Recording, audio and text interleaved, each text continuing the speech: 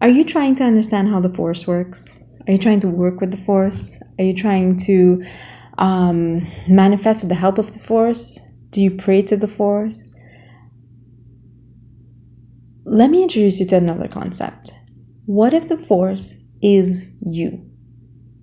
What if the secret to all of this is not manifesting with the help of source? What if it's about manifesting as source?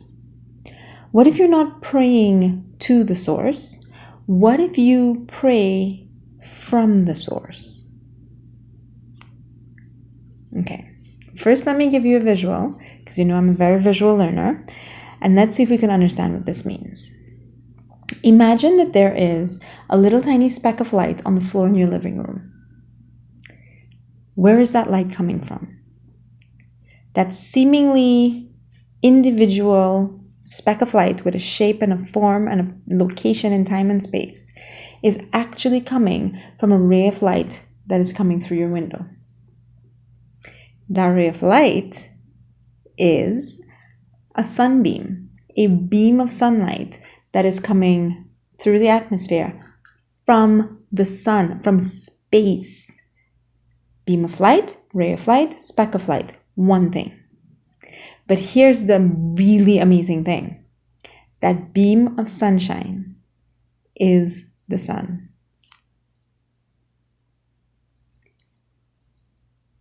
If you can see light, you are seeing the sun. It doesn't matter if it's here or if it's there or if you're seeing it from Mars. It is a piece of the sun. We like to think of the sun as, if I say, well, where's the sun? You'll say, well, it's like 150 million gazillion light years away, well, miles away, that way, in that direction. And it is away from us. And we have to hop on a spaceship and fly to the sun. That is not correct. The sun is everywhere that it reaches. The light of the sun is here, and the light of the sun has not separated from the sun itself. So if you can see the light of the sun, then you are seeing the sun. And if you can feel the heat and the warmth of the sun, then you are feeling the sun.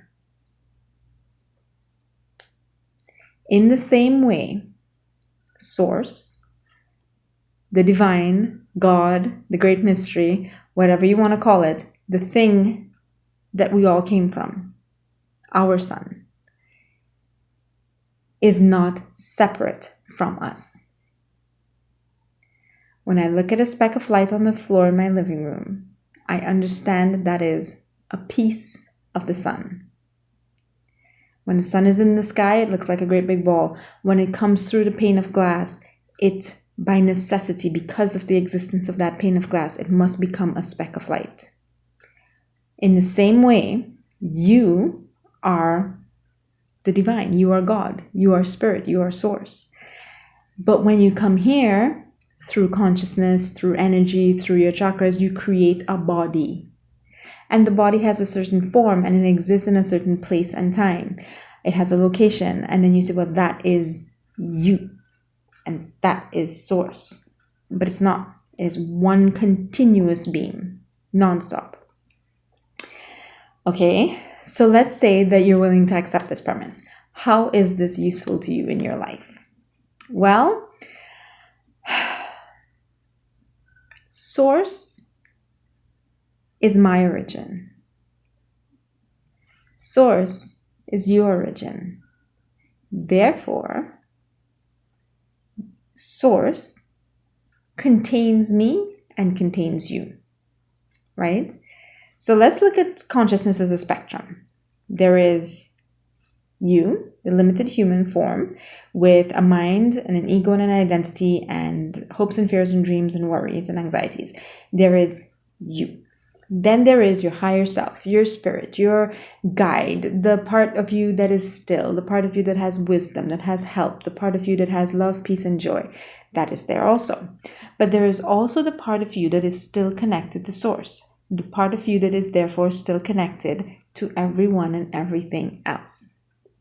It is your right as an individual form of consciousness with free will to exist on any part of that spectrum that you wish at any given time.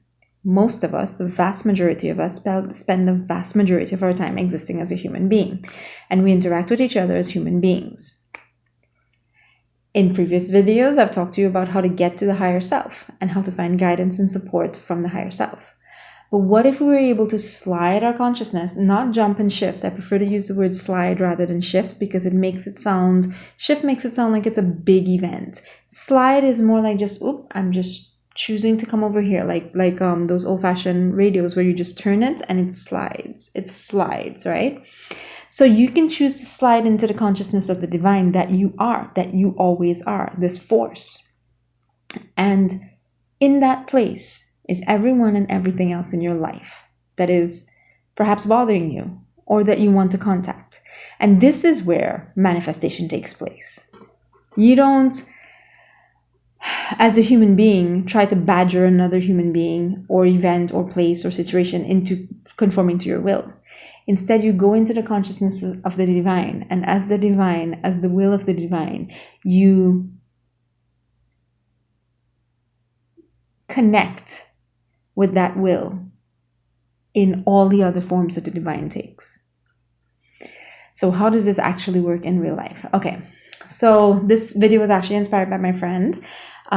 We had a conversation recently. She's having a really hard time with her teenage son, a really, really, really hard time. It's been going on for a couple of years and it's gotten worse and worse and worse. And she has tried to, talk to him. She's tried to everything. She's tried discipline. She's tried, tricking him. She's tried motivating him. She's tried every single way of communicating with him. And she really just cannot get through to him. But that is because she forgot that she is acting as one human being interacting with another human being on this end of the consciousness spectrum. And what she needs to do is she needs to slide into the consciousness of divinity, of God, of the force, and find and make contact with his divinity also. There is a part of him that exists there, uncorrupted. I'm using the word corrupted loosely because I can't think of another one, but the part of him that doesn't have fears, anxieties, pains, hurts, traumas, self-consciousness, resentment, all of that exists in the human form. The pure form of him exists in the divine consciousness. And her as a mother, she's spent, she's exhausted, she's a little bit resentful, she's a little bit worried, she's a little bit hopeless. That exists in the human form of consciousness. But as she slides her consciousness over to the divine form of consciousness, the only thing that exists there is love, oneness, unity. And in that place, communication can occur, contact can occur, and some sort of solution, some sort of shifting of realities can occur there, because there is where creation of here occurs. You cannot wrestle with this. We do not wrestle against flesh and blood. Remember, we wrestle against powers and principalities, the governing forces of the universe, the power, right? Sorry, I don't usually quote the Bible that much, but yeah, it's just, there's so many gems in there. So allow me to quote it one more time. What is it that unites us there in Source? What is Source? If we use the word God, Source, God, the divine, God is love. God is love. That is one of my absolute favorite quotes, and it's one of the most accurate things in the world. So this level of consciousness, this aspect of our being, we can call it Source, we can call it the Force, we can call it God, or we can call it love. It is love. The energy that made us all, the energy that it is love. Love is an energy.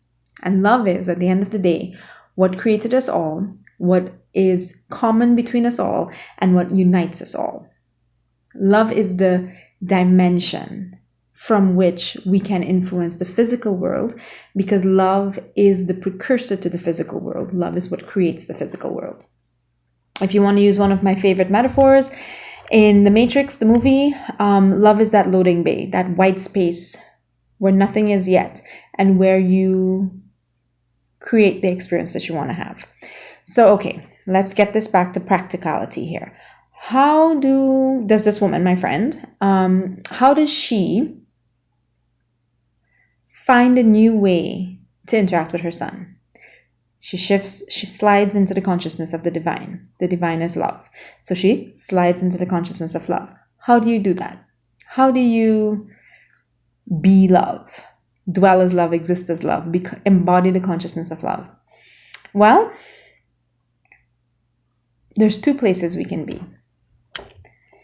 Again, mixing my metaphors here, but it's okay. Let's just go with it. There's a spectrum. Physical being. The physical being exists in the mind.